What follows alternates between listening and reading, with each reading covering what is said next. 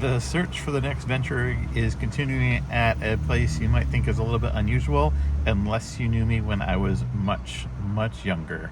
My first off-road experience was not in a Jeep or in a pickup truck. It was on a dirt bike. Starting from when I was 14 years old, I had a dirt bike, and we lived in an area where there was lots of fields and hills to explore and ride on. So that was actually my first off-road experience.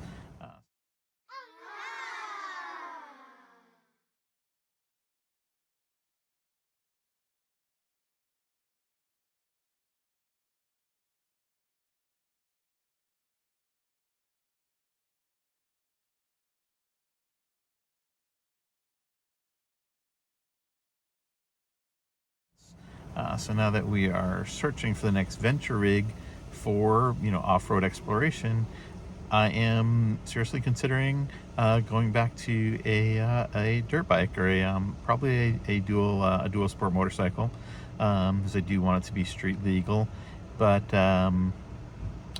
definitely have not ridden one in a very long time, so not sure if it's what I want to do. There are definitely some advantages and disadvantages to going from four wheels to two wheels, so I'm going to start here and check out some dual sport bikes.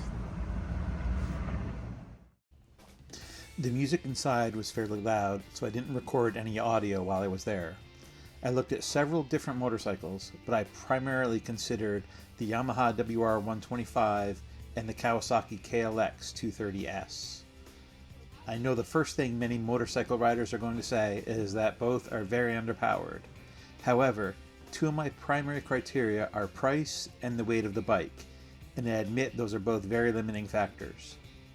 One of the main reasons I would consider a bike over a Jeep or a truck are that for just under $7,000 I can have something brand new with all the reliability that comes with being new versus the quality of a used vehicle that I'd be able to get at the same price point. The second main reason for considering a bike is portability. If I buy a used vehicle and I want to go off-road in Colorado, a few states away, there's a lot of highway driving involved and potentially a lot of wear and tear on the vehicle that is also going to be used for off-roading. With this size of dual sport bike, you can use a receiver hitch carrier and transport the bike with a small SUV, like my Renegade, to wherever you want to ride, and then ride from there. All that being said, I do think I would outgrow the limitations of the 125 fairly quickly, so the Kawasaki 230 is a more likely choice. I still want to check out more pickup trucks, but today's visit gave me a lot to think about.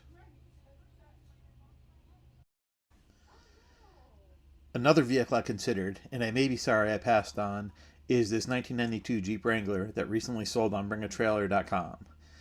It has had some recent work done to it, but it definitely still had some problems. Still, it sold with no reserve at just a little over $5,000, and I think the buyer probably got a pretty good deal. Anyway, the search continues, and I will see you next week.